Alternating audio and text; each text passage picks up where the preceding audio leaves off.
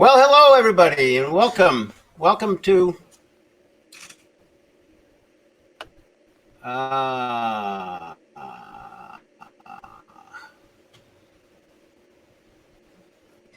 sharing. Sorry, everyone. A little bit of technical difficulties. I just switched to fire. Welcome to Sasquatch on Civic Duty.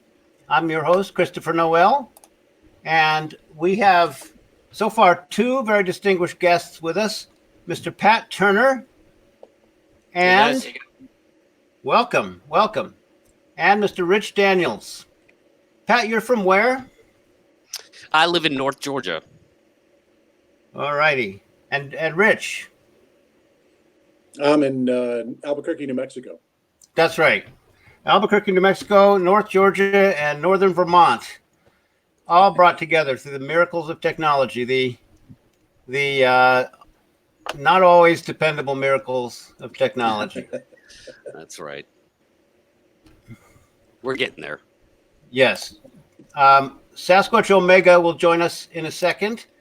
And so let me just open this up by saying tonight's topic is what are the advantages and disadvantages to spreading awareness about the Sasquatch species.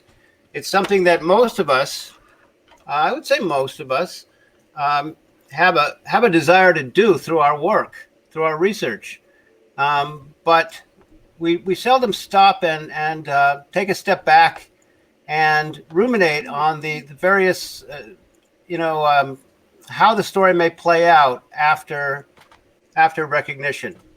Let's see if Miss Paquita can be heard now. Can you hear us? Donya, can you hear us? Hello? Well, Hello? I'm at the office, but I don't know if I hear you guys. Do you hear me? Hello? Very little. I still just hear very little. It might just be my phone. Okay, Because well, I have Wi-Fi here. I guess it won't work tonight. We'll hook you up at some future date in the near term. Okay. Sorry about that. All right. So, what do you think, Rich Daniels, is the worst case scenario for after the official recognition of the Sasquatch species? Well, I'm afraid I have a very dim view of what's going to happen after that. Good.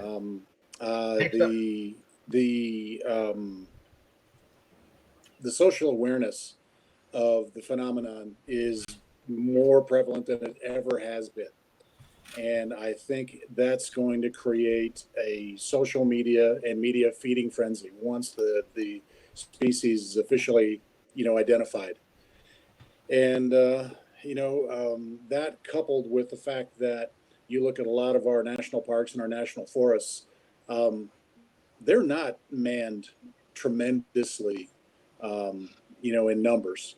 There's not a lot of people that are working in a national forest or working in a national park that are going to be able to handle what I believe is going to be the ridiculous influx of every gawker and every would-be expert and every new age Marlboro man that's going to go out there looking for their piece of the species. And I don't think any legislation is going to happen fast enough. I think the response is going to be immediate. And what the result's going to be is a devastation of all those wilderness areas. Any place that's ever been rumored to have a sighting before is probably going to get overrun with hundreds and thousands of people. And we know what happens when you put a lot of people out in the wilderness like that. Things get trampled, they get destroyed. The habitats are going to be in very, very bad shape, if not destroyed completely when that happens. And then on top of that, when you get a mass influx of people like that, all of them, unsupervised for the most part, you're going to get a lot of liability issues. People are going to get hurt. Some people, unfortunately, I hate to say it, but some people I think are going to get killed in this process, just with a stampede of humanity that's going to be going out to these areas. And it's good that we get the species identified. It's good that we were able to start that in the works, but I just don't think the I don't think the wheels are going to turn fast enough to be able to get out there and protect either the species or the habitats they live in. Okay, thank you. That's a good introductory bleak projection. We need all the angles, the possible angles. That's this brainstorming session is what that's for. Pat, what's your viewpoint on the same question? Well, I sort of have the equal but opposite reaction angle on that. Although what Rich just described is certainly true, and there's reality in his words. I think a lot of people are going to have the opposite reaction, and when they learn of discovery and they go, "Whoa, these things are real," and see what they look like, how big and powerful they are, they're not going to want to have anything to do with the woods. I mean, anybody that's ever been on the fence or tentative about, I kind of enjoy the woods, but I don't. They'll never go. I never. I don't like going to the woods alone, Christopher. I don't camp alone in remote areas. I just don't do it. Did you used to before you knew these were real? I would if I didn't understand this phenomenon. I wouldn't think about it, right? Yeah. I'm not afraid. I'm not afraid of a black bear. I'm not afraid of coyotes. Those things don't scare me. So I think that a lot of people will actually stop going in the woods. And it's hard to really measure in my mind the other effect of people wanting to go out in the woods, like to see these things or whatever. Yeah, I worry about some ratio. I worry about we don't know what the ratio the is. hunter. I worry about the hunters. That's the group who is going to go, "Oh, really? I'm going to go kill one," and they don't understand these things. They don't know anything about the phenomenon, and they're the ones that are going to get themselves killed for sure. Mm-hmm. Some of them may. It's true. They may. Mm-hmm. I mean, there's going to be a breakdown along the spectrum of human personality. Those. I probably wouldn't go in the woods a whole lot if it weren't for the fact of the Sasquatch species. I don't really love the woods just for itself. I don't explore deserts and oceans and stuff because there's no Sasquatch there. I love to go in the woods because there's always a chance I'll see some sign or perhaps Sasquatch itself. So that's where I sit on that spectrum. I think that there's going to be thousands and thousands and tens of thousands of people in what Rich is projecting in that camp. And there's going to be tens of thousands who are in the outcome that you're projecting, Pat. And, we just don't know how many are going to be in each camp. But I will just throw out my opinion that there will be a new product interest kind of thing in the first couple of weeks and months after the tipping point. And a lot of people who do what you're fearful of, Rich, will go out there and they'll find that they don't have any experiences because there's too many freaking people out there looking, and they're going to get nothing, and they're going to quickly get bored. I think that the numbers are going to spike initially, and then they're going to quickly plateau, and then they're going to quickly plummet. And then there'll be a core of people, some thousands, who are patient and tenacious enough and fascinated enough by the sudden acknowledgement of the reality of this species that they'll stick out there. And some of them will be sincere students of the species like we are. And some of them will have malice in their heart, just like there are people now with malice in their heart. What do some people in the chat room think about this? Somebody's asking, did you have an experience? Well, we're just talking about the future now. We're having a brainstorming session about playing out the way things may occur after discovery. If anybody in the chat room wants to jump into the discussion, I can simply post a link in here, and you can come on. Max, I know you're scared, but if you want to come on, I gave away your secret. Please do. So, Rich, any further thoughts after you've heard from Pat and me? Well, comes down to it. Pat said they're going to be the size and the creatures. Of us that have heard them, when you're talking something that's 9 feet tall and 700 pounds and has shoulders 3.5. Yeah, don't think understand big. You're starting to break up, Rich. They haven't anything like that. Right. The enormity of it is, and stunned me. But troops will. Pat, are you hearing him, or is he breaking up for you too? He's breaking up. Yeah, you're breaking up, Rich. You're freezing and lagging and breaking up. Maybe. As are you. Okay. Well, let's hope you come back in. You're sort of frozen at the moment.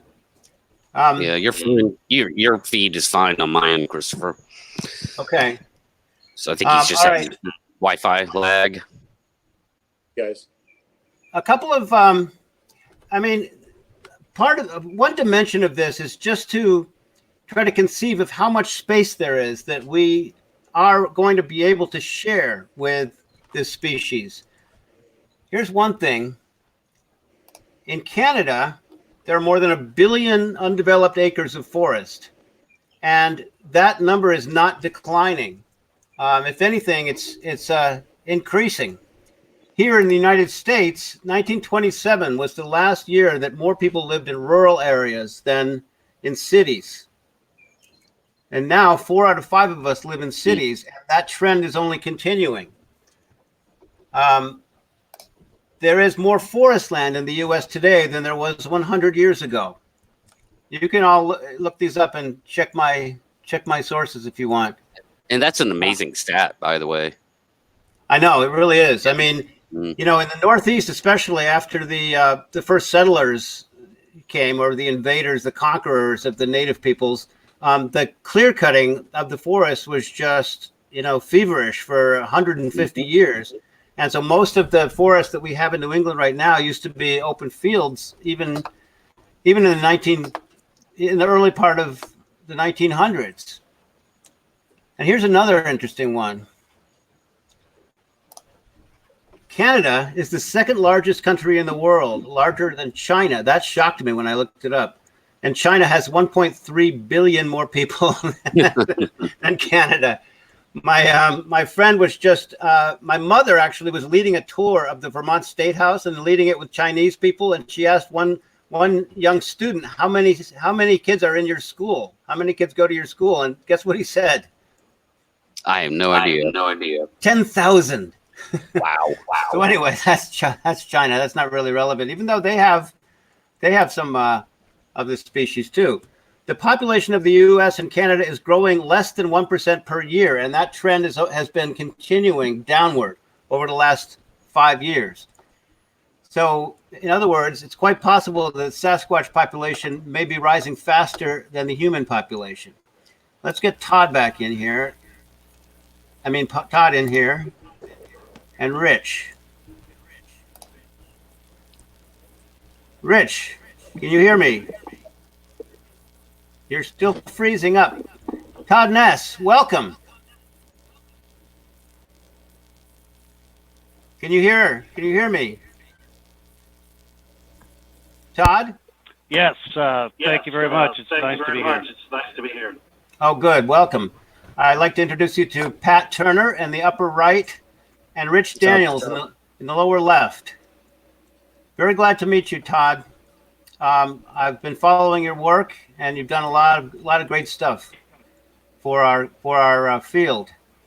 Well, thank you. We were talking before you joined us about what your vision, what people's vision is of the future after discovery or after general acknowledgement of the species. What's perhaps the worst case scenario that you can imagine? Well, the worst case scenario is that we'd be dealing with potentially an open season, if you will, of other people trying to collect their own animal. But I think in a real world, once a creature is brought out, whether it's captured, live capture, injured, dead, or what have you, that wherever that creature is found, I assure you the government, that being Department of the Interior, Fish and Wildlife, and whatnot, will most likely cordon off an area of at least 10 miles in diameter where that body was found and try to prevent that from happening. At least that's the scenario that I envision. Prevent what from happening? People. Prevent more people from going in. Yeah. Mm-hmm. Yeah, but by then all the other members of the group will be 50 miles away. The Sasquatch group probably. So more than likely, you can't catch lightning in a bottle, and you can't anticipate what their reaction is going to be to this influx. I mean, I think they're going to be. Well, I'm not so much talking about the reaction of the creatures themselves. You're right. They can cover a lot of territory. I'm just the reaction of the government, as far as I'm concerned. I think you'll find that some emergency injunction is taken on anybody that it tends to do harm to these things. So, and that's something that I've been working on with a gentleman in Alaska, Shane Land, and we're also working with the Omaha tribe to see if we can perhaps start it on and I don't mean to go off topic, but it is somewhat related. No, this is fascinating. This is good. This is good information. As far as conservation's concerned, that I'll be visiting both Alaska and Nebraska, Omaha specifically, the Omaha tribe, to try to put together some sort of legislation to protect them prior to this ever happening. And I think that's critical. And if we start with the Native Americans, we get one tribe on board, then I think other reservations will follow, not just in the United States, but in Canada as well. And once they're on board, then it's going to make it a much easier argument to get the civilian government to step up and enact something as well. And we're preparing two different approaches to that. One to the tribes, and ultimately one that's directed toward Congress here. So that's kind of what we're looking at. Yeah. And if I may, on that point, go ahead, Pat. Go ahead. Yeah, if Todd is absolutely correct that if in the specific area, if there was a specimen found or live or dead, that area would immediately, the Department of Interior has enough boots on the ground to coordinate it off and keep people away in that area. But to his other point about legislation, I believe there's already, Washington State, didn't they make it illegal to hunt a Sasquatch? I know some municipalities did, almost as a goof, probably. Yeah, I think it's mostly as a goof so far. Yeah, but it actually it's just one single county, Skamania County, that had on the books, and I think you're right. I don't think it was ever taken serious, and I don't think they'd ever put any teeth into it, even though there are fines and jail time associated with it. It's obviously never been used, but we need to kind of look at this as a much broader scale. And if we got to work tribe by reservation, or even on the civilian side, get a state on board. If we can get a state on board officially, then it'll be, again, an easier sell to other states out there. I think in a situation of discovery, I think it's pretty much automatic that any state and the federal government itself, there would be a very strong bipartisan support for immediate species protection. I just don't see it happening any other way. Todd, say some more about this fascinating notion of an emergency injunction. Do you have kind of like legal knowledge of how that would work? No, that's something that I want to put forward to the IUCN, which is the international body that creates binomial nomenclature for species and subspecies. They also created the red list, if you're familiar with it. And interestingly, there are 9 different categories for the health of a species. And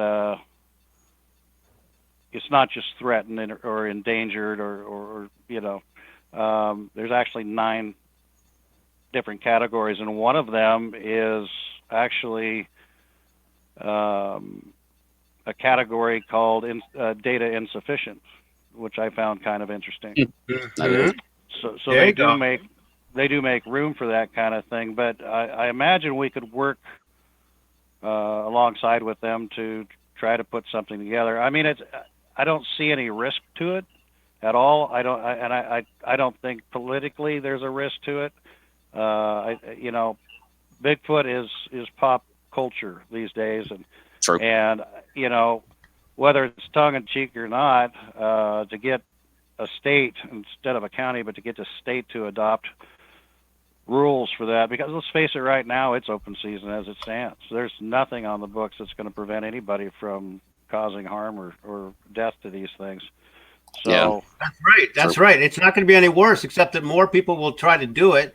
But can there be an injunction that spreads nationwide? Look. Like a federal injunction against anyone harming or even hunting these creatures? Well, we'll find out.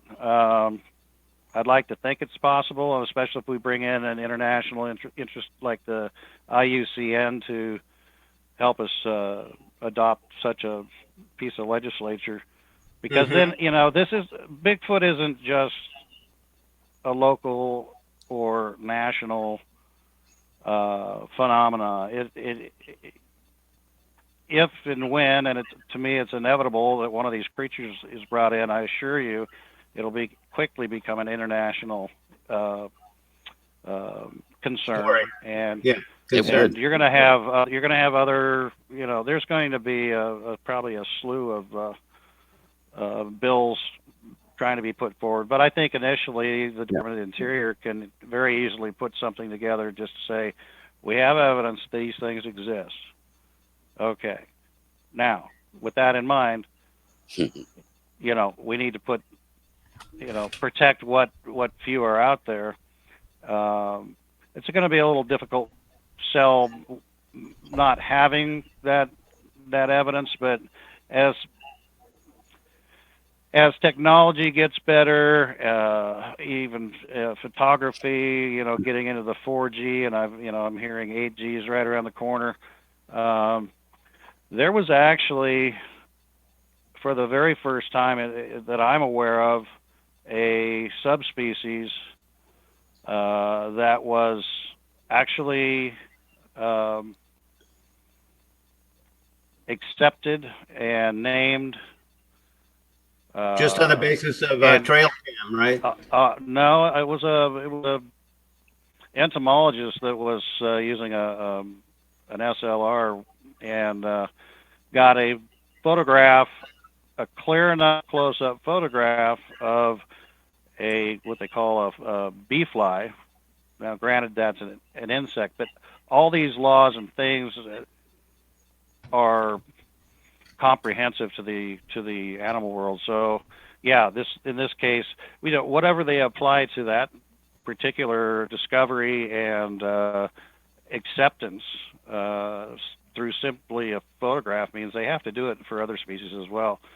And but if that were to be the case with Sasquatch, it would have happened a long time ago, thanks to the Patterson film. I think it's because they're in such a different category, and they kind of rival us for supremacy in the in the hominin world. I think it's going to take a body, but I don't want anyone to produce a body, intentionally. Right. I want it to be an accident, if it's going to happen at all. Well, And that's probably the most likely scenario too, Chris. I don't see anybody killing one of these things. It would be an accident. I think it could happen, though. It could happen tomorrow with thermal cameras mounted on rifle scopes. You just never know. You never know. Nobody's doing that. Well, I hope you're right. Well, this is all promise you. speculation. I bet there are. Yes, it is speculation. If they were, they'd be talking about it. Trust me. What Well, do you see? Well, go ahead. I was just going to say the Patterson Gimlin footage, I do think it stands alone as one of the, if not the best film evidence. Agreed. And I think to a large degree, it's the era in which it was filmed plays a big part in the credibility. Yeah. The lack of Photoshop and the lack of advanced photography and editing equipment. But it's still argued to this day, by some that it's not going to make it. Now there was a very recent release of probably the best stabilized, digitized version That was of the amazing. film. I've seen it. It's amazing. Yeah. Absolutely amazing. Yeah. So I mean, who knows? The trick is to get mainstream science on board, and they have pretty high standards. And in this case, Bigfoot is kind of taboo, and it's a shame because science used to be the art of discovery, and anymore people are afraid to come forward, step outside the box that they frame their credentials in. With a few exceptions, obviously Dr. Meldrum and Dr. Krantz and Fehrenbach and others have stuck their necks out, Dr. Fish. But that particular film and the stigma that goes with it, not specifically that film, but with the creatures in general. I mean, like I said, it's pop icon, it's pop culture, and you could put Bigfoot on anything and it'll sell because it's, and so unfortunately they've been taken advantage, I guess, in that way. They've been, look at the commercials, messing with Sasquatch, and you got Bigfoot tires, Bigfoot campers, Bigfoot, anything you can imagine, they've already got it. The other thing, of course, is hoaxers, which I would put hoaxers in the 1% category, but as long as it's out there, people are going to give them some credence, and then just mainstream media in general. It's hard to find anybody that takes the subject seriously. Well, a recent poll by Chapman University says that 21% of people in the United States and Canada believe that it's real. So that's 1 out of every 5 people. So what do you looking down the road, say 50 years after discovery, what do you think the best case scenario for our coexistence with them is? That they're still alive. Well, they're going to. I've kind of got a theory on that. I've kind of thought that out. I could see a concerted effort to cordon off some sort of a wildlife preserve, if you will, that will. And obviously, you're talking a huge preserve. For instance, the Olympic National Park, that whole peninsula up there could be cordoned off, and not so much to keep the creatures in, but to keep people out and give them the kind of habitat and resources that they need. And I think it's all there. But I could see something like that. I hate How do you throw think out we? the idea of Jurassic Park or anything, but again, they would be free. They would be free to leave, but people would not be allowed in there. Much like most of your watersheds, which I strongly believe are prime Bigfoot areas. The watershed, for instance, for Portland encompasses 3 lakes and about, say, 300 square miles, and it's no man's land. You can't get in there. There are federal rangers that patrol the area. Very few people at all in there. I could see something like that set up. Again, just barring humans from coming in there, other than perhaps a scientific team. I could see them wanting to maybe have a research facility or something along the lines of, Goodall or Fosse to have some, what would you call it, embedding with them. But everybody else that it doesn't have authority to be in there would not be allowed. Again, they're the creatures themselves, whatever they are, would be free to come and go. But I think over time, if they realize that they can be left in,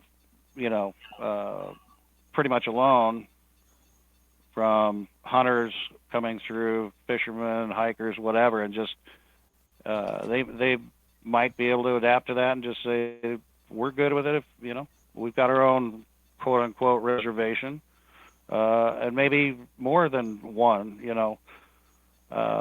where they can do what they do without interference. The only trouble I see with that, or the only issue, is that they're currently spread all across North America, Canada, and the U.S. There's, there's Or some Native Americans. Yeah, but they could be Or- talked to. They could be talked to and forced into a certain location. I think that Sasquatch can't be. So anyway, that's one scenario that you lay out there. I think if this trend here continues, that now 4/5 of us live in cities, and that has been on the rise. That disproportionate amount of us living in cities since 1927, when it was 50-50, and now it's 80% in cities. If that continues, and after discovery, there's 90% of us living in cities instead of 80% of us, and the population doesn't increase a lot, and the birth rate has really leveled off in our country and in many other countries, it's conceivable to me that we could have a breakdown where the 10% of our population that lives in the out in the country could learn to coexist with them like most people do now, and some of them will understand that you can communicate with them through objects and through gifting and through making sounds, different kinds of sounds, and projecting goodwill, and then some people, just like today, won't care about them. Will know, okay, they exist, but that doesn't really excite me. I don't find it to be important or interesting, and they'll just kind of let it be. And then if it's true that we're able to put through strong federal legislation against hunting them and killing them and harming them and harassing them, then that will prevent a bloodbath, I would think. I mean, people they'll still be egocentric asshole trophy hunters, but what are they going to do when they get a trophy? They can't show it to anyone, or else they'll go to prison. Right. So it really, I think it won't be the nightmare that people fear. I hope. Right, but if I may, Christopher, what if just one hurts a person, and then that person says it was a Sasquatch? It's not some crazy thing that nobody's going to believe. Then the entire country's going to go, "Oh, these things are dangerous." Then what? You mean after everybody knows that they exist? Yes, and then this person says that. That's a very, very good question. That's a tough one. That really is, huh? Well, you know what? People are dangerous too. I mean, Yeah, we've got mass shootings and everything out there as well. I've always said that these beings, whatever they are fairly sentient, more so than a common animal. Right. And but By sentient, you mean what?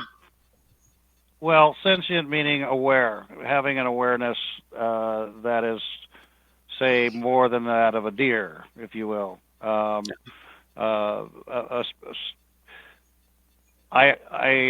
believe that they are incredibly curious, and that in and of itself speaks intelligence to me. Yeah. They you know, and that's really been the basis of most of the expeditions I've done, is to not to go to them, not to chase them or hunt them, but to set up in an area and stay there for a long period of time. I'm looking at a possible 2-month field expedition here in the fall, nonstop 2 months. But That's what it's going to take, man. my belief is once they realize that you're not passing through, that they're going to just get adjusted to it. And then we put things out that might pique their curiosity, things that are benign, interesting. Obviously you could use bait, but I'm talking things like chem lights at night and wind chimes and Right. perhaps some music, different visual, audible, sort of Well, things to get them to come in. So I'm just saying, I think when it comes to aggressive behavior, like you spoke of, anything's capable of it. I don't care. I mean, have you ever cornered an opossum? You know, or you know, every animal has a point at which they, you know, make that. But the difference is that with our own species, for instance, the notion that some of us are murderers is already baked into the cake.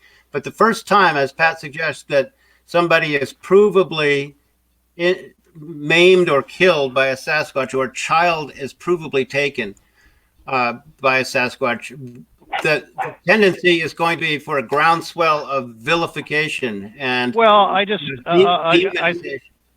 think it'd be treated on a case-by-case basis. That's really where I was going to, is people tend to stereotype these creatures. Mm-hmm. You'll hear people talk about their demeanor and whatnot, but I think amongst their species that they're as different as you or I. And I'm not talking just physically. I can tell you what I witnessed in '93 doesn't look anything like Patty, you know. There's different.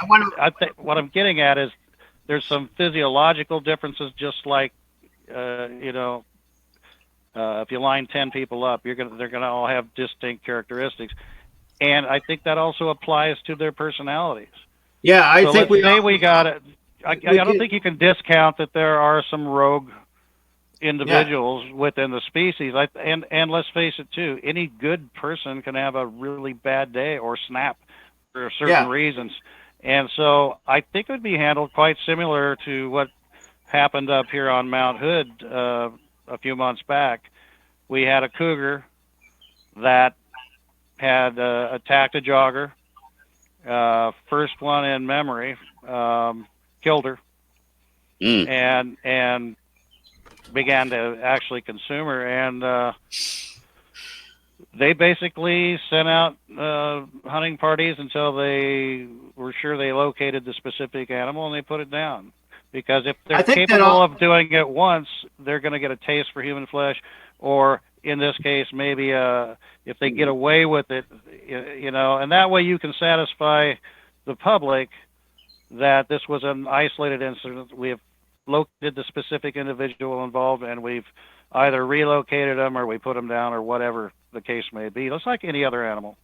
Really? Yeah, but first of all, I don't think they are. I just think that I hope you're right. My fear is that the mass of people, generally speaking, the mainstream consciousness is not going to be able to apply the nuances that the researchers do. Like, I think all of us can agree, most all researchers can agree that there's a great variation physically and in terms of personality among the Sasquatch out there. But I think, and unlike the mountain lion, we're not going to be able to find that individual Sasquatch that did that. So I fear it's going to be applied across the board to the species, and there'll be a great deal of terror, and there won't be a lot of discernment between, the good ones and the bad ones and all that. So I don't know how we're going to handle that, but I hope you're right. I hope your vision is right, Todd. Well, I can't imagine that in a case like what happened up here, that they would put just instantly go on a wholesale slaughter,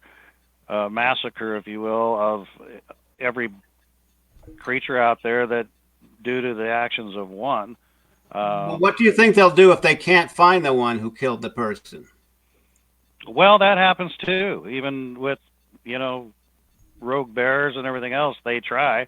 At least they're making an effort. If they can't, perhaps if this individual continues this pattern of behavior, you can pursue it as just a cold case until they rear their heads again. I kind of like you, Chris. I think it's going to be a huge shock when one is actually brought to the public's attention. Yeah. I think within 6 months it'll become yesterday's news. That's what I think. I think a lot of people are going to be fascinated and are going to have Sasquatch fever or whatever we call it, and then 95% of them are just going to return to their normal lives because that's human nature. Yeah. Well, and again, I try to compare everything as close as I can to conventional wisdom when it comes to any other animal. And let's take the mountain gorilla. I mean, as a comparison, the Phoenicians discovered them in the 700s and wrote about them. There's a rumor that the Romans had actually brought one back that had died in the process in transportation, but that a particular Caesar had the body as sort of a trophy. But in the Western world, they weren't even accepted until late 1800s. 1902. Yeah. Well, I just think there's a limit to how much you can compare to other animals, because if it turns out that Melba Ketchum is correct and these are a fellow species of human, then it's going to be in a different ballpark altogether. Yeah. This is a good discussion. Well, I want to bring a game changer. Yeah. I want to bring on board. You're upside down, but I'm happy to have you any way I can get you. Sasquatch Omega. He looks normal on my screen. He looks normal on my screen. Can you hear me? I can. You're upside down to me. Is this better? No. Can you turn? Is that a phone? No, it's an iPad. Can you turn it upside down? I It's see right him normal. right side up. Yeah, he's normal on your stream. I look normal on the stream and normal to you guys, just Christopher. Everybody is normal to everybody but me, huh? That's weird. Well, I can tell I had a heck of a time logging on here. Remember the short conversation we had yesterday, Christopher? About interference at times. Yeah. I don't know what the problem was, but I could not log on. Huh. So I apologize. Sorry, I'm joining so late, guys. I have a feeling you're welcome. going to be. I have a feeling you're going to be upside down on the YouTube feed when it goes up, because I'm seeing what that's going to see. But if you can't change it, then I can do this. that's right side up. Are you what? I thought he was right side up before for you too. No? Yeah, it didn't change on my end. Oh, weird. Anyway, gentlemen, I'm going to step away from the video. I'll still be listening and talking, though. I'll be Okay. back. We got to let the dog out. Welcome, Sasquatch Omega. Thank you for having me. You probably haven't had a chance to listen to our conversation because you've been frantically trying to get on board. I've been frantically trying to get on board, cursing, and I've been doing anything but this thing. So, Lots of controversy. Yeah, super controversy. We're tossing out various viewpoints and speculation, conjecture about the future once Sasquatch is finally recognized as a genuine species. So, I mean, well, just I'll open it up to you. You just put forward anything you've been thinking about this topic. I mean, we have a dim outlook that's been expressed, and we have some more optimistic outlooks. The dim outlook. Go ahead.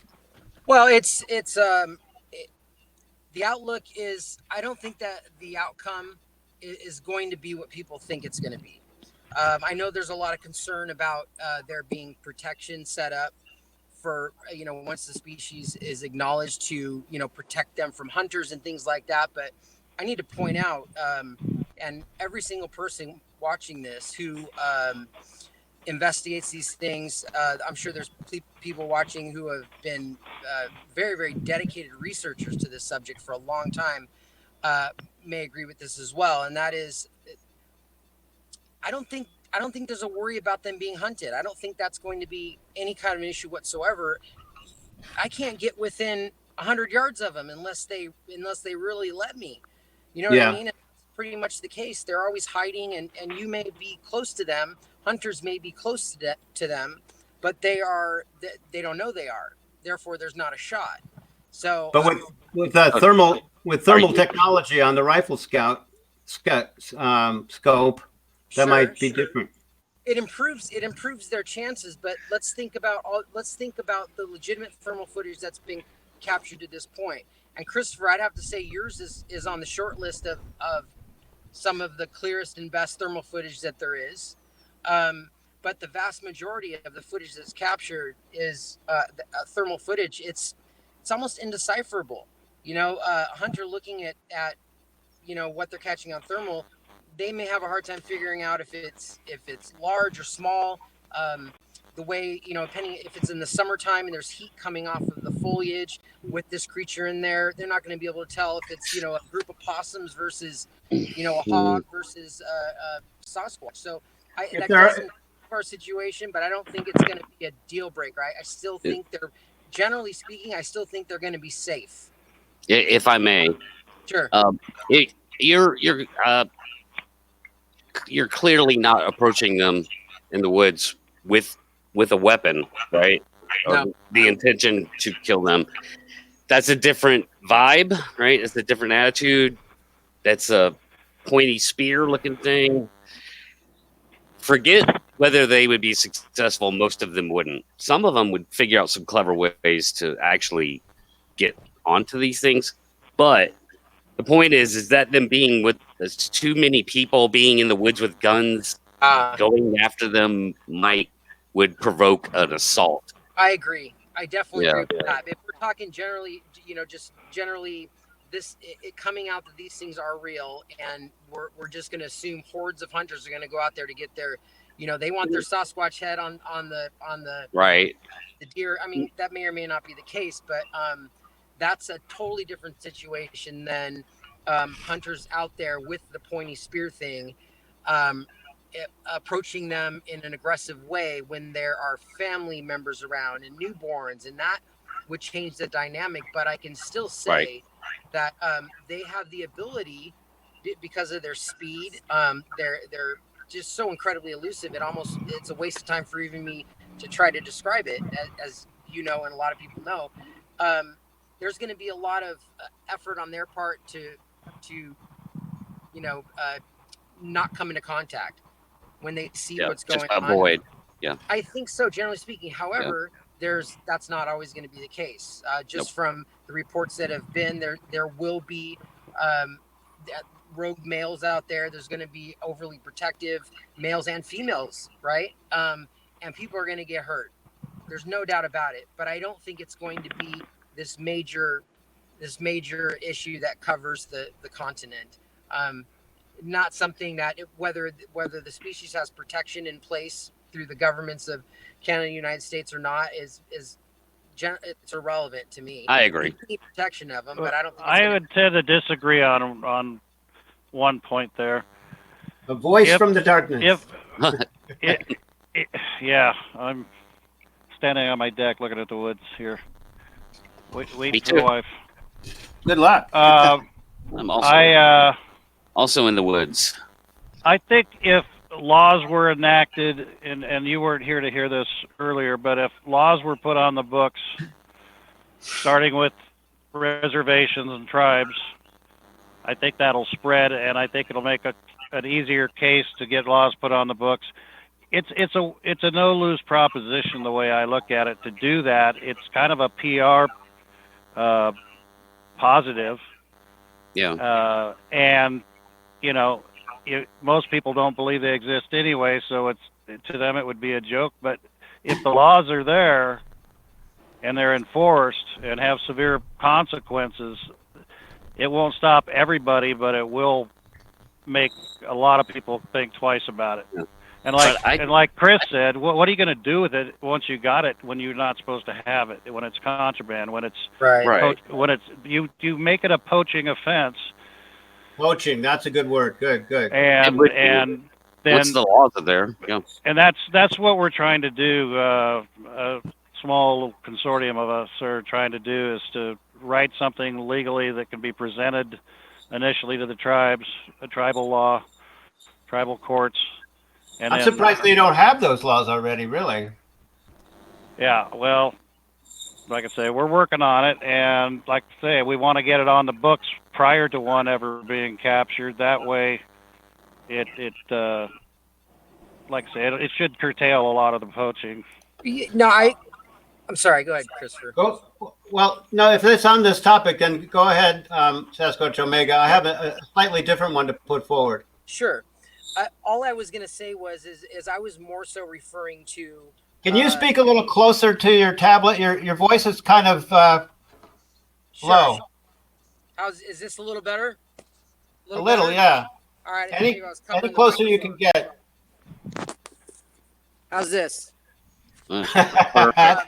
It looks beautiful. Yeah. So what I was more referring to, just generally speaking, is once it's acknowledged, through the world, I guess, that this species is real. They do exist. That information translates to the population. What's going to happen from there? Are people going to go after them? What are there going to be, thousands of people searching for and initiating some sort of interaction with them, whether it's hostile or otherwise? That's more what I was referring to, not not the other way around. I think that having the laws in place, it's imperative. It's very important for a multitude of reasons.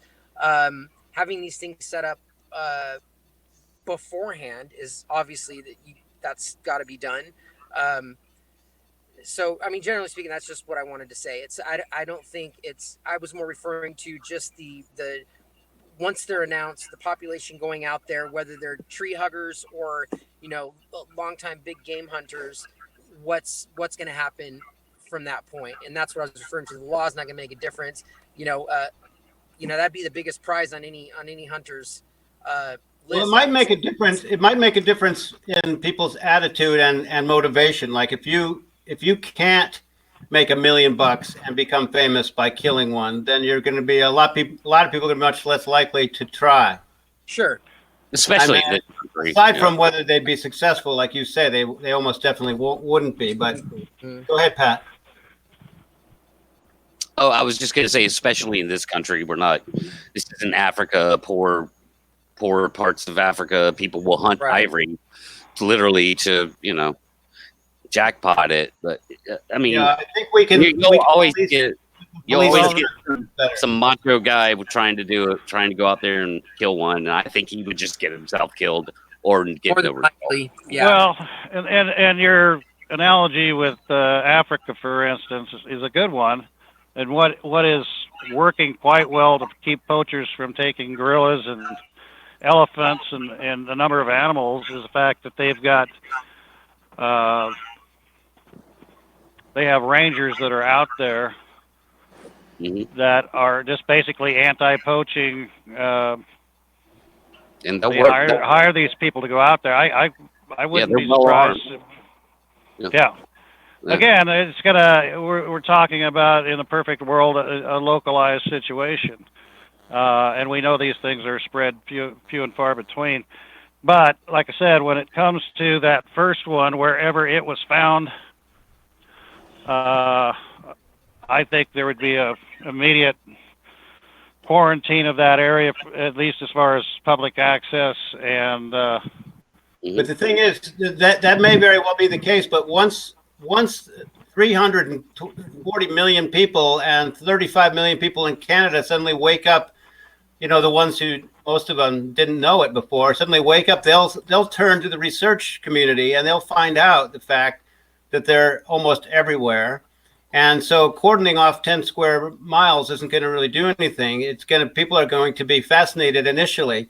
And what I was going to say a little bit earlier is that one dimension of this that hasn't been mentioned is that there will be a cross section of people who will be fascinated to communicate with them in the indirect way that, say, Snow White Bigfoot does.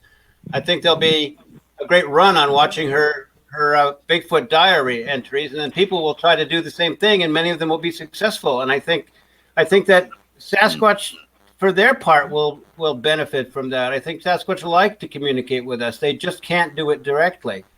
And so in that mediated fashion, and through objects and through gestures and through, you know, long trust building processes, they enjoy interacting with us, communicating, conversing with us as much as we do with them. And I think there will be a great, a great trend, a great new avocation, a new hobby, and it will probably sweep the nation, and it will be fascinating to see that unfold. It'll be fascinating to see if that unfolds and how it unfolds. And you got to remember, like, the majority of the population of this country, you know, I'm going to piss off 80% of the people on here, are idiots. You know what I mean? They're fascinated with Kim Kardashian and stuff. So Sasquatch is going to, I don't think they have the brain power to comprehend that type of stuff. Well, we're not worried about them then. They can just continue leading their low level lives. There you go. You know, something I want to point out. They're not watching this show anyway. That's definitely true. Something I want to point out, and I keep hearing people say this, and I just feel very strongly regarding the Sasquatch population. I feel very, very strongly that I think the population is exponentially, and I mean exponentially, higher than anybody can really understand at this point. When you take into consideration, just for the starting point, because this is the easiest to access this information is through YouTube. So you look at all the channels that are on there, and you look at the people, you know, contributing the content on those channels. They're out searching for Sasquatch. They're collecting evidence, and where they're doing it, you know, there's not a heck of a large effort for them to, you know, track and, you know, go all over half the countryside to find a group or tracks. I mean, this is essentially in people's backyards, and it's over and over and over and over again. It's proven to be that easy, and I'll give Rio credit for the project Go and See, but it's been proven that most people, if they're near a wooded area to whatever extent, they can go out there, and I mean, for the most part, they're finding stuff, which implies a population in the tens or hundreds of thousands easily. For them to be in all these places, it absolutely it can't equate any differently than that. It cannot. Yeah, that's why I don't think that any sort of reservation idea is going to be functional in this regard. I would like to say, though, that people will misinterpret causal evidence out in the woods. I mean, I see it a lot in the Bigfoot world. Bears stepping in their own tracks, deadfall that, you know, are stick structures.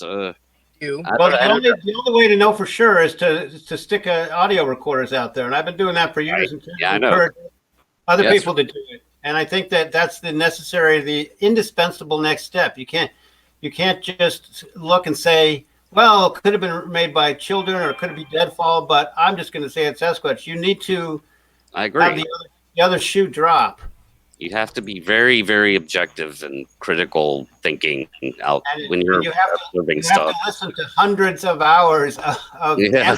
audio before you can satisfy yourself that this woods is part of their range. Well, Or we do you don't want record in WAV files? Can't you just look at the WAV file? No. Lots of times, Yeah. I mean, I've had really, really good vocalizations that don't appear on the WAV file whatsoever. Really? I Wow. agree with that. There's an interaction I posted on my channel. I think it's Sasquatch Encounter develops, and then Sasquatch Encounter campsite wallow something or other. What you can hear on the audio, and I spent a lot of time trying to boost it up myself, which I did a horrible job. If you listen to the part 2 of that video, you probably hate my guts because it's quiet, and it just spikes up, like 500%. But what I was hearing, the sounds that you're hearing on that audio and the audience is hearing, was nothing like we were hearing when we were there. There was, I think, when the heavy vocalizations started off, I think I described it to on Sasquatch Chronicles as similar to an Indian war cry. All right, but you hear it on the audio on the actual, video I have posted. It just sounds like whoop whoop, but that is not what I heard. So I don't know if it's their, Of course, I'm recording with an iPhone or something half the time, but Yeah. just an interesting thing. I've noticed that quite a bit. So I don't know. Well, now we're getting, and I'm to blame too, getting into research rather than the topic of the show. But I'm going to say, does anybody in the chat room, I am going to take the bold step of pasting the link in the chat right now. And if anybody wants to jump in for a couple minutes, if you have something that you're burning to contribute, that would be fun to see you. So there's the link. Who might take the bait? Who might be brave enough? Yeah, because we're over the hour now, and I like to keep these things about an hour, just like Sasquatch Bigfoot Odyssey, because I know I don't tend to listen to things when they're 2.5 hours long. So if anybody wants to grab the brass ring that I left up there, come on in. Come on in. The water's kind of hot and humid, actually. Now's your chance. There's millions of people watching. Pop on. Yeah, there's only millions. There's 62 people watching. So where is that link? I'm not seeing it. I put it in the chat. You guys can't see it, but the people on YouTube can. Oh, I got you. Okay. So Yeah. I'd like to ask a quick question to you guys. Good. So what we're talking about here. So imagine the Bigfoot community and what we all know about the Bigfoot world and the community and diverse opinions. Imagine that blowing up times, I don't know, 50, 100. Well, I mean, you know what I mean? Like, well, it would be kind of traumatic because there'll be the same different camps. There'll be the same ego investment. There'll be the same mean-spiritedness and turf protection and all sorts of stuff like that. But it will be magnified a great deal. You're right. And so that'll be a period of adjustment to navigate, to put it mildly. That really will be something. I guess it just depends on how much knowledge we get out of whatever discovery is, specimen or great video or DNA, how much knowledge we get, because it's always the lack of knowledge that creates all the diverse opinions, that vacuum knowledge. That's true. Once there'll be that's a great point. Why didn't I think of that? Once the physiology and the genetics and everything is completely nailed down, then there will be fewer camps, because there won't be, in my view, won't be the ape camp, because we'll see that they're relatives of their fellow human species. Or if it turns out that they're not, then my camp will be extinguished. So there will be fewer viewpoints to deal with, because there'll be some certainties injected into it. So that's a great point. I forgot to think about that. Another thing, besides those who are going to take the route of Snow White Bigfoot and converse with their local Sasquatch group through objects and the thrill that can be, I hope there will also be people who take the route of what I call acoustical anthropology, where they learn about their local groups' comings and goings, like I am with my local group, through audio recording, because we can't embed with them like anthropologists do with human societies and cultures. and we can't video. We can't monitor them by video, obviously. So the only thing we can do, really, I think, is audio. And maybe we can find algorithms or programs that will allow us not to have to listen to 300 hours in real time in order to pick up 5 minutes of good stuff like I do. We'll definitely have to come up with something like that. I think that technology may already exist. I'll look into it. I'm an audio guy, so good, Pat. It does, yeah. I mean, I looked into it a little bit too, but before getting too far down that road, I got scared because I didn't want to miss anything, So I'd rather listen. Yeah, that's just why I bring up the WAV file thing, because you can see the WAV file.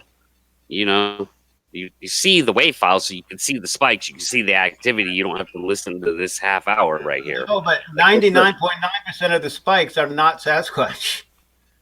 So I think the thing is, right, once the data starts to pile up that we identify as Sasquatch vocals or sounds or whatever, then we can program that in.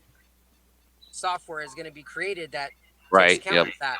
So then Pat's right. That'll be able to happen at some point. But as of right now, I think you're insane, Christopher. That amount of time, I know a lot of people that do that. That's difficult. I can't sit still that long. I've been on here 20 minutes and I'm like, oh. Yeah, you almost just have to read a book and have it playing for the whole time you're reading the book. That's what I do. Luckily, I'm an editor, so I edit. So I do my work while listening, or I work on another video for YouTube while listening to the audio. So I have a sedentary life, so it's lucky that way. Well, it looks like nobody in our chat room is brave enough, Max Powers. Come on, guys. To jump in here. So I think we'll wrap it up. I think this will be the first in a series of talks, just kind of roundtable discussions, kicking it around and brainstorming about the future. And I've learned a lot tonight from you guys, and especially a couple concepts from you, Todd. The whole notion of an emergency injunction, the thing to keep in the front of our mind about poaching laws that we already have on the books that can be morphed and molded and applied to the situation once it arises. I think that's great, and I love hearing about your efforts, your group's efforts to work with the Native American groups and their governments. And again, I can't believe they don't have laws like this already. But I applaud you and your work. Wonderful. Well, thank you. You didn't hear. I could just real quick, Omega, but you'll hear it when you listen tomorrow. Sure. I had brought up earlier the IUCN, which is the International Union for Conservation of Nature, and it's based, I believe, out of Geneva, Switzerland. And like I said, they have their species classified in what they call the red list, and those are broke down into 9 groups. And just to read to you, and it goes from extinct in the wild, critically endangered, threatened, near threatened, least concerned. The last 2 of the 9 categories, one that I mentioned earlier, data deficient, it's defined as not enough data to make an assessment of its risk of extinction. So there's a category that deals with that, that obviously would have to be applied to, some sort of creature. Lastly is not evaluated, which Bigfoot would fall into as well, and it says has not yet been evaluated against the criteria. So they make room for the possibility of threatened or possibly endangered animals out there that they don't recognize well enough. And data, in data deficient, just says that the creature offers insufficient information for proper assessment of conservation status to be made. This does not necessarily indicate that the species has not been extensively studied, which these have by us, but it indicates that little or no information is available on the abundance and distribution of the species. Data deficient is where I think they would fall into on the IUCN Red List. But one last thing, and this is U.S.-based. You're all familiar with the 1973 Endangered Species Act, right? Right. Yeah. If you've ever taken time to read it, it's really boring. But I'll tell you, I scanned it to look for anything that might apply to these creatures, and there were just two statements here real quick, and I'll let it go. This is a quote. The authority to list a species as endangered or threatened is not, I repeat, not restricted to species as recognized in formal taxonomic terms. That's huge. That was written in 73. So they So what's the implication of that? Say again? No You were probably going to go ahead and say that already. I just would butt it in and ask you, so what does that imply that will help our cause? It's saying that they have the authority to list something endangered or threatened that they do not have a species officially recognized. That's huge. The second thing is it says this act is intended to authorize listing of some entities that are not accorded taxonomic rank of species. So we're talking unclassified creatures. There are these two sections within the Endangered Species Act that addresses that. Yeah, that really taught me. I never knew that, Todd. That's really, really helpful. Those last two. I'm going to look that up tonight and commit that to memory. Thank you. I've never thought that will ever be possible for them to be on the endangered species list, because we can never make a count of them, and we can never, therefore, assess whether they're thriving or endangered. I mean, I think they're thriving. I bet you most of us think they're thriving. Well, that remains to be seen. I mean, I've been in both camps. I hear people say, "Leave them alone; they're doing fine." I can't help but retort, "Okay, tell me how many there are, what their range is, what their diet is, what their gestation period is, so on and so forth." If you can't answer those questions, you have no idea what they're. Well, never. Again, I tend to agree with you. I do tend to agree with you that they're not at a point of extinction to the classic interpretation of extinction, which most people think is the last of a species to die off, and it's actually been witnessed before. But there is a point at which a species becomes technically extinct once their numbers drop below a certain percentage, simply due to inbreeding possibilities, which affect all kinds of birth defects and immune system issues, and that's what usually finishes off a species. It's not everybody was healthy right to the end, and one was really healthy running around and suddenly got hit by a car and now they're extinct. It's a process. Yeah, but I think we're never going to be able to say, we're never going to be able to appraise that, because we can't count them. We can't. They're too good. They're beyond. It's based on estimates anyway. There's nobody that actually goes out and personally inventories every deer out there and says we have 7,431. No, I know, but it's an estimate. Well, that can be extrapolated from within a certain range, but we can't even accurately imagine counting Sasquatch within a 10-mile range. How are we going to do that? You can't see it. You can't see them. I still think it's going to be. Know. I don't think it's going to be as hard as you're thinking, just because there will be a point when we're able to identify certain data points and apply that based on our knowledge of the ecosystem as it is, right? The proximity to people is huge with this as well. Like I don't know how they're going to do it. Like I said, I'm just postulating, but the amount of structures that are found by people, generally speaking, we can estimate those. The proximity they are to people. We don't know if one Sasquatch made all 150 structures. Well, no, that's 25 of them made it. I'm talking like the starting point. There has to be something. I don't mean to be laughing at you. I'm just marveling at the difficulty involved in it. Well, there again, we're all just speculating, and that's what this whole talk is about. It's about projecting some ideas of what we may or may not run into, and it may be a combination of everybody's ideas. I can assure you guys that the government can assess these things. The government is capable of that. So after discovery, the government would be able to assess numbers simply from the air.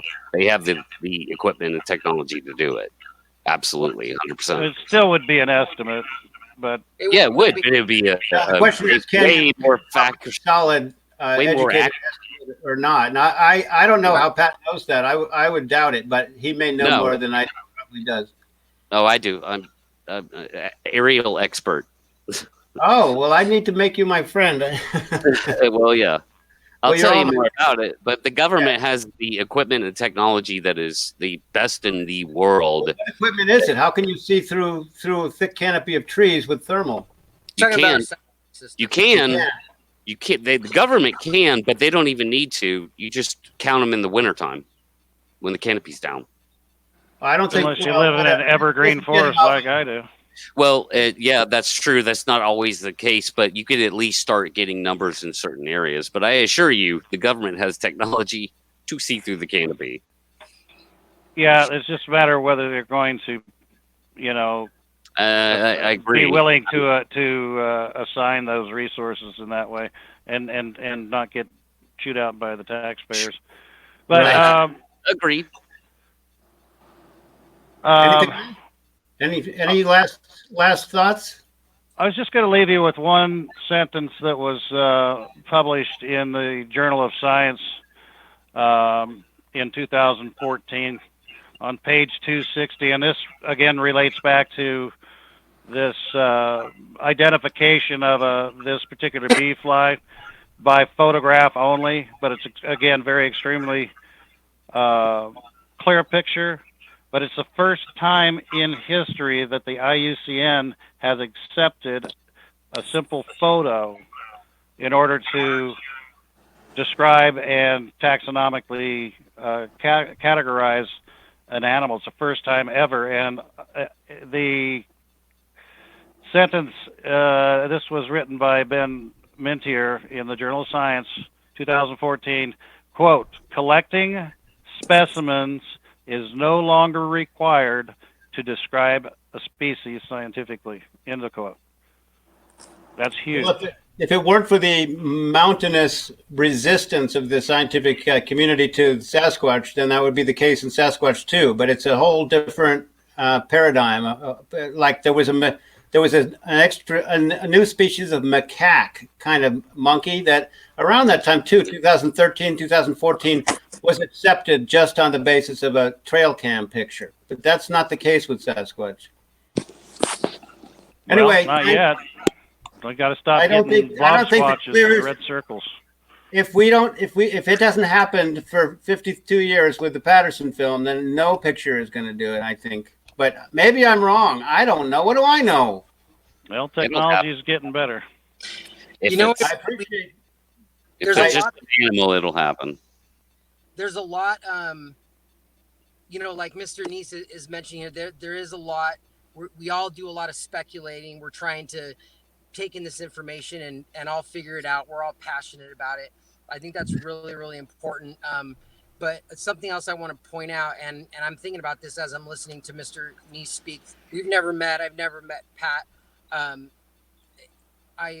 The way you guys come off, the way you're discussing the information here that you're sharing, it's very articulate. It's very thought out. I think that portion of our search of discovery is very, very important. And I just want to say I love hearing both of you guys speak that way. It's impressive. It commands attention.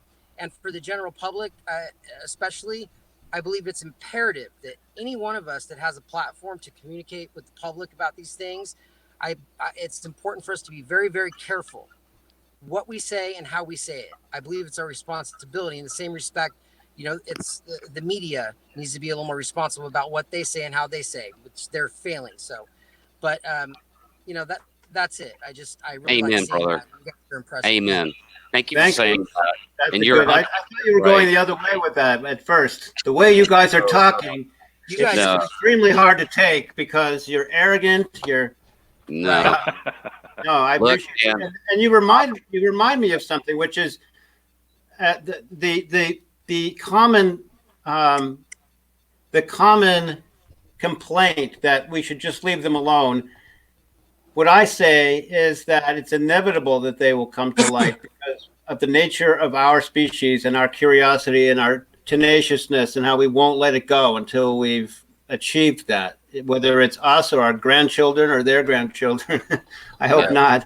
not. And so the question is, can we, as a community that we four represent right now, we represent hundreds of other people who are equally sincere and articulate and well-meaning, can we all work hard to frame the issue so that and spread awareness so that the public's the way that the public absorbs the reality of the species is with information, with accurate information, so that the inevitable will be kind of framed within a responsible, seen through a responsible and educated lens, because otherwise there's going to be some random thing that happens and we won't be prepared. Right, and it'll just be that the media will default to the monster thing.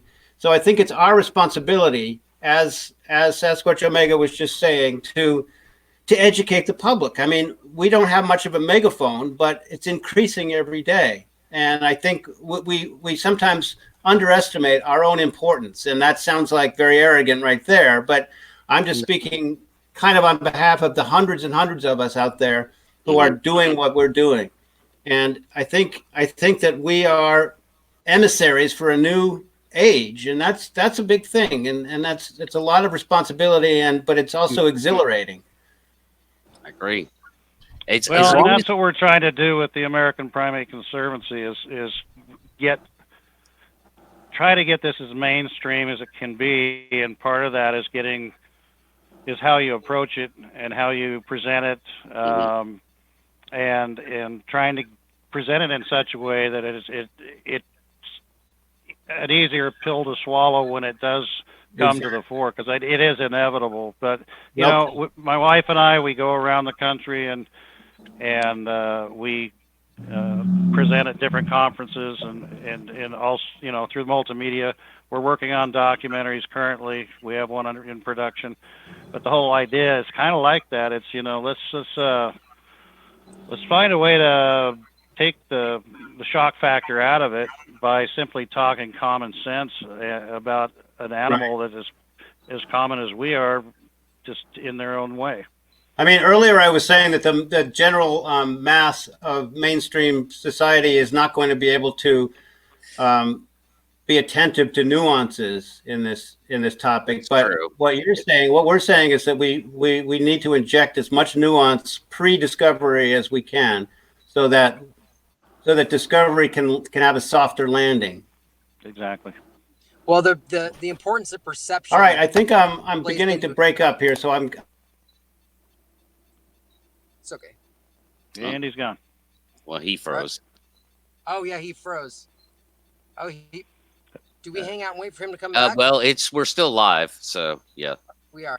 Yeah. All right. I would just say, like, guys, like, yeah, like words like critical thinking, objectivity, those are important not only to the public, but especially to scientists, you know. So if you find yourself talking with, you know, Dr. Jeffrey Meldrum, you know, you're going to want to use those words, right? And I say the quickest way to the public's heart, or to convince them or get them interested at all, is just to admit that it's a phenomenon, because we don't know what we don't know, right? Well, don't be afraid to say I don't know. Yeah, and because we don't. I mean, I'm more afraid to say I know, because the bottom line is Well, again, I've said it's all speculation. Here, he's back. Sure. He's back. Hey, Mr. Noel. Oh, stop talking about it. We're getting lots of gremlins now, so before we lose the whole thing and it won't show up on YouTube, I'm going to click out so we can start processing on YouTube and we won't somehow lose it. But thank you, Sasquatch Omega. Thank you, Todd Ness. Thank you, Pat Turner. I appreciate it, and we'll continue this down the road, and we'll work together, and we'll continue spreading our arms around this thing that we call Sasquatch. Absolutely. Thanks, guys. Good night. Good night. Take care, guys. Night. It's been great.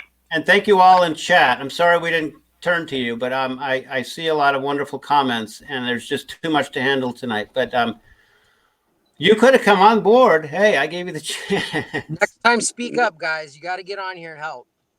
Too late. Okay. Good night, everybody. Good night. Good night. Good night.